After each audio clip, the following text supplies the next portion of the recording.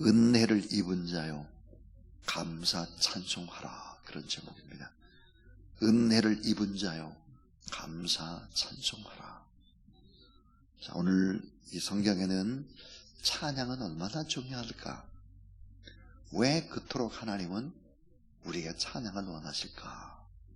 그런 주제의 하나님의 말씀인데, 시편 69편 30절부터 31절에 보면, 내가 노래로 하나님의 이름을 찬송하며 감사함으로 하나님을 위대하시다 하리니 이것이 소 곧 뿔과 굽이는 황소를 드림보다 여호와를 더욱 기쁘시게 함이 될 것이라 그랬습니다.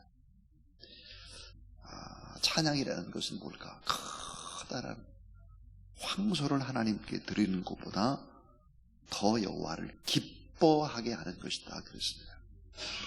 오늘 우리가 79장 찬송을 하나님 앞에 드리는데, 우리가 정성을 다해서 하나님 앞에 이 찬송을 드렸다고 하면 황소 한 마리 이상을 우리가 원이 아침에 하나님 앞에 드린 것이 되죠. 자, 이 기쁨의 찬양과 우러나오는 감사는 왜 그렇게 중요할까? 이 기쁨의 찬송과 우리 속에서 우러나는 감사는 신앙의 완성인 것입니다. 자, 종교개혁 이전의 예배는 성찬이 매우 중요했습니다. 성찬. 예배의 중요한 부분이 성찬이었죠. 종교개혁 이후에는 예배 시간의 많은 부분, 대단히 중요한 부분을 차지하는 것이 설교입니다. 그런데 만약 우리가 죽은 후에 천국 가면 어떻게 될까? 성찬도 없고 설교도 없고 찬양만 남게 되는 것입니다. 그러므로 주님이 그 오심을 갈망하는 이때는 찬양의 시간이 길어야 되고 찬양을 참 많이 하는 그런 교회가 되어야 한다. 우리가 진심으로 사랑을 한다면, 진심으로 받은 은혜에 감사한다면 찬양할 수밖에 없죠. 그러니까 이 찬양 속에는 진심으로 드리는 우리의 사랑과 감사가 찬양으로 표현되는 것입니다. 그래서 신앙의 완성이다, 그렇게 말할 수 있죠. 요한계시록 4장 6절부터 8절에 보면 하늘나라는 하나님의 영광으로 가득 찬 나라인데 거기는 어떤 나라일까? 찬양의 나라다 그랬습니다. 찬양. 하나님의 보좌 주위에 네 생물이 밤낮 쉬지 않고 찬양하고, 자, 24장로가 하나님을 찬양하고 우주 만물이 하나님을 찬양할 뿐만 아니라 구원받은 모든 구속받은 백성들이 하나님을 찬양하고 있는 것이 바로 하나님의 나라 천국입니다.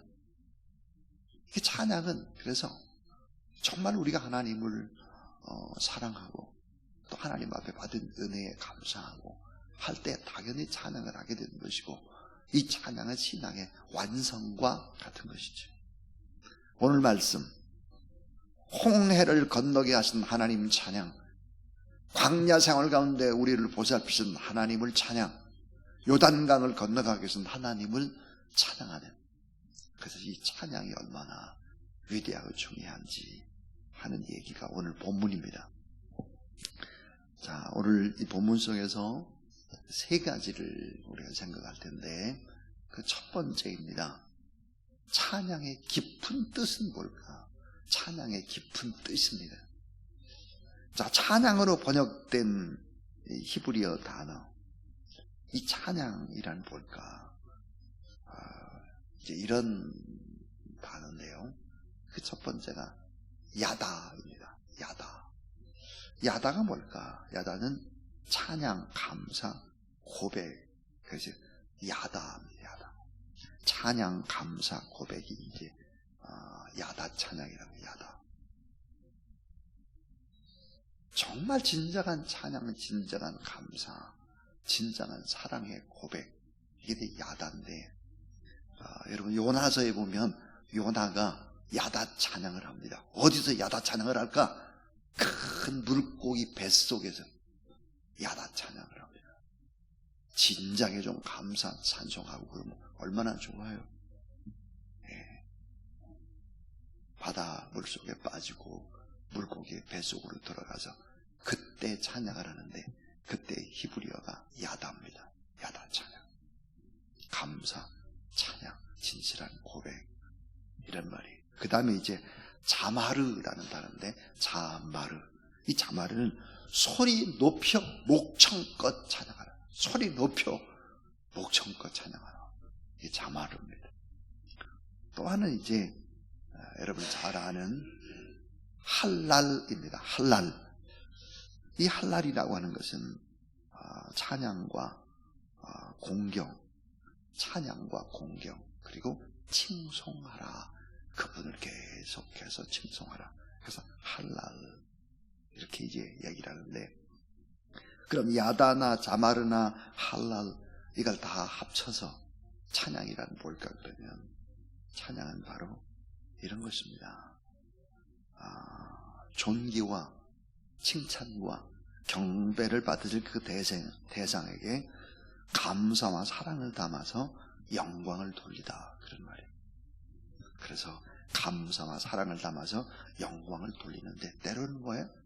입으로, 때로는 춤으로, 때로는 악기로, 온 몸으로, 시와 찬미로 감사 찬송을 담아서 영광을 돌리는 것입니다. 입으로만 하는 것이 아니에요. 찬양이라고 하는 것은 이 찬양은 이런 뜻이 있다 하는 거죠. 자, 이제 두 번째, 오늘 본문 속에 아주 중요한 부분들이, 자, 하나님의 영광이 어디에 나타나 있는가? 여러분, 하나님의 영광을 찬양해야 되는데 하나님의 영광이 어디에 나타나 있는가? 시편 66편에 보니까 하나님의 은혜로 택함받고 구원받고 인도함받고 하나님의 섭리를 입은 사람은 찬양하라고 찬양을 권면합니다. 그래서 홍해라든지 광야라든지 요단강을 건너게 하신 하나님을 찬양하라 그랬는데, 하나님의 영광이 어디에 나타났느냐? 하나님의 영광이 나타나는 그런 부분들을 찬양해야 되는데, 자, 그 영광이 나타나는 곳이 어딜까? 그것은 바로 그 이름입니다. 이름. 오늘 2절과 4절, 2절을 한번 보시면 그의 이름의 영광을 찬양하고 영어롭게 찬송할지어다 그랬고, 4절 한번 같이 읽어보죠. 4절을 자, 시작. 온 땅이 주께 경배하고 주를 노래하며 주의 이름을 노래할지니 할지어다. 셀라. 자, 주의 이름을 노래하리다 그랬습니다. 그러니까 그 이름에 나타나고 있습니다. 하나님의 그 주권과 능력과 섭리를 대표하는 영화와 경애와 존귀와 영광, 어디에 나타날까? 이름입니다. 이름. 그래서 그 이름을 찬양하라 하는 것입니다. 또 하나님의 영광이 어디에 나타났나?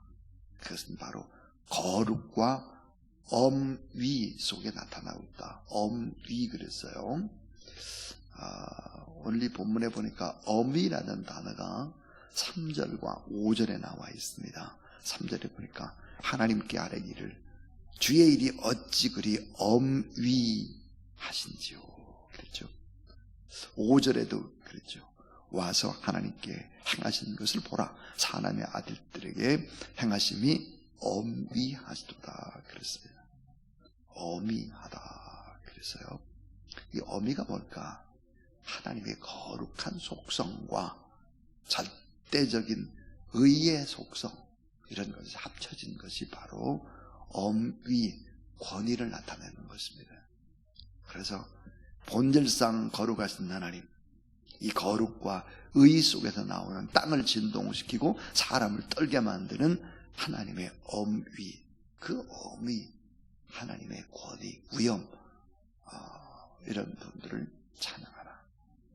그 다음에 하나님의 영광이 어디에 나타나고 있을까?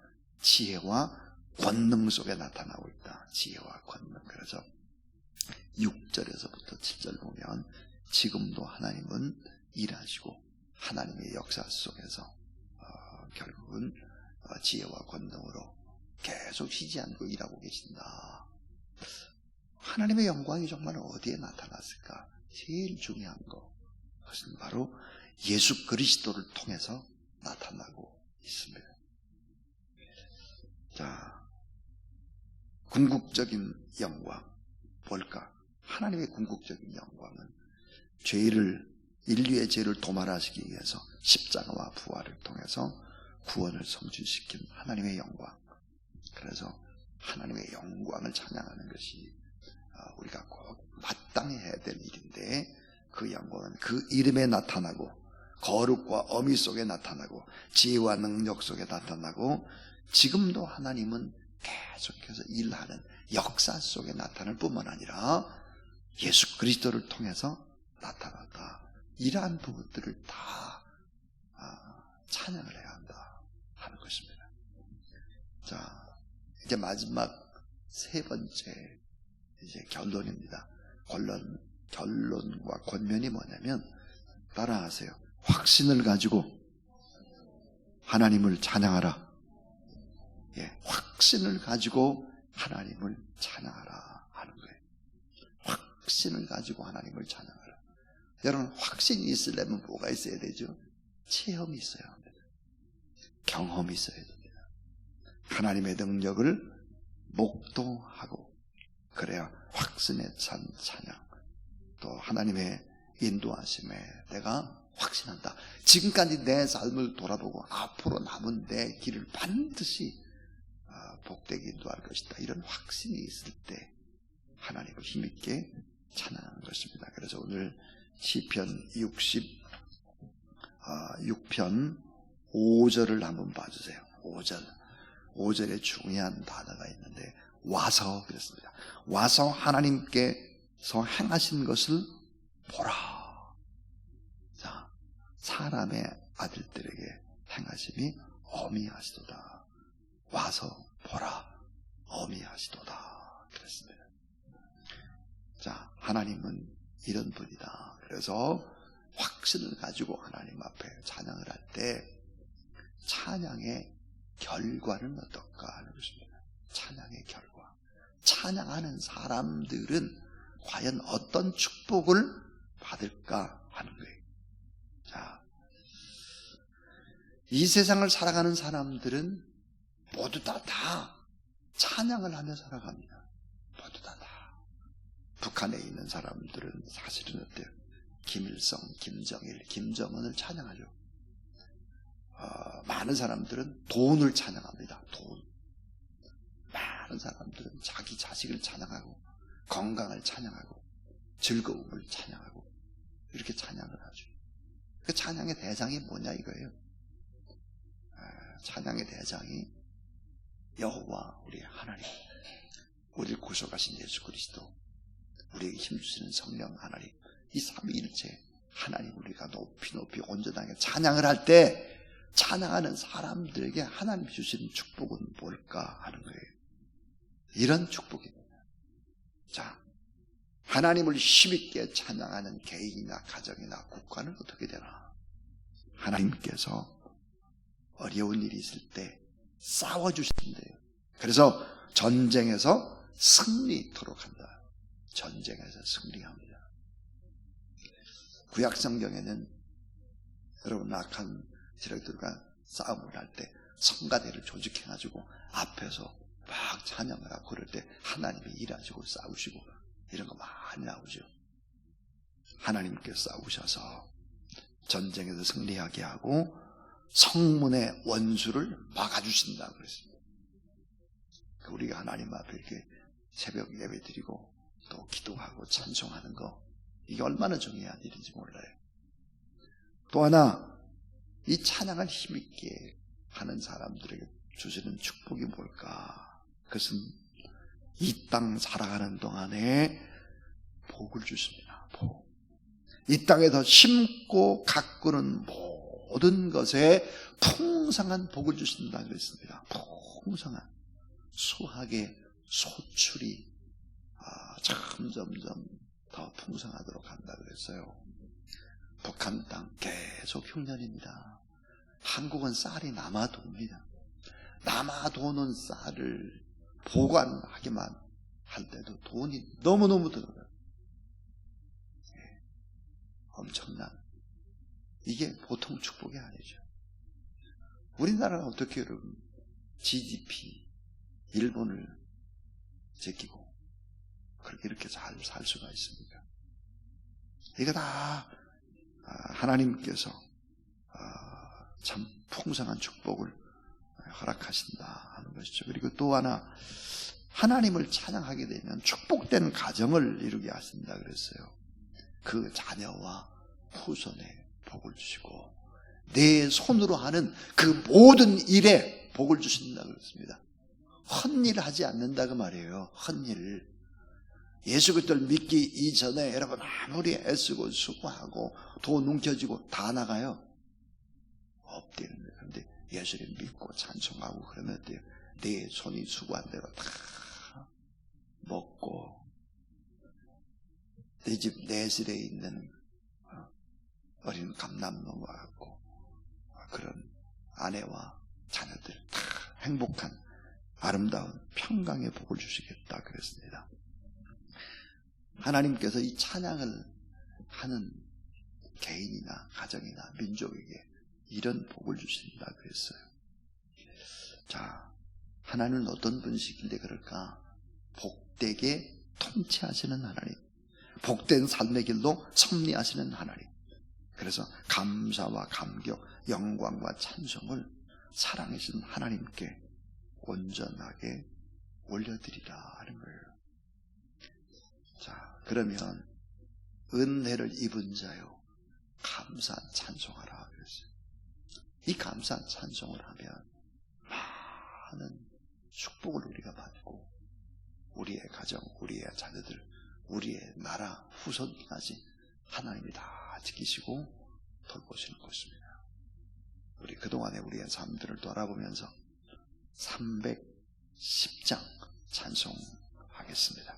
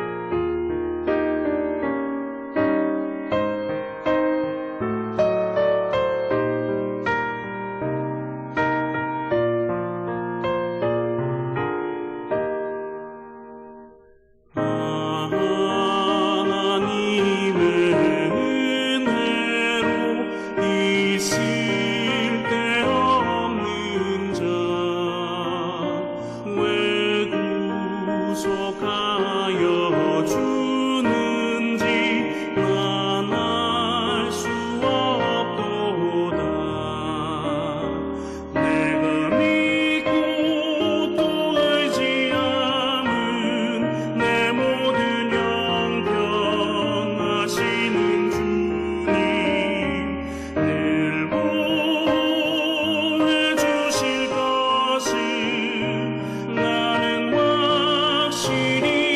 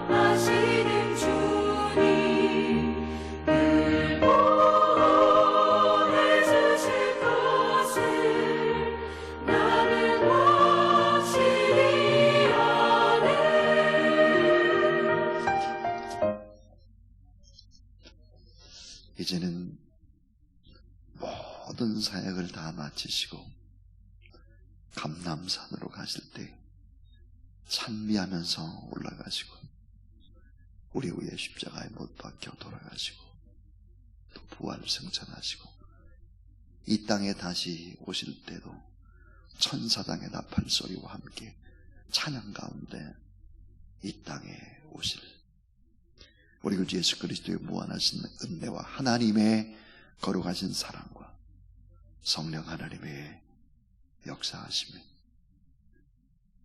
이 새벽에도 하나님 앞에 꼭 기도해야 될 그 자리에 나와서 하나님 앞에 기도로 또 찬양으로 올려드리고 믿음으로 선포하고 기도하는 모든 하나님의 사람들 머리 위에 또 가정에서 유튜브로 참여하는 모든 사람들 위해 이제로부터 영원토록 함께 하옵시기를 간절히 축원하옵나이다. 아멘.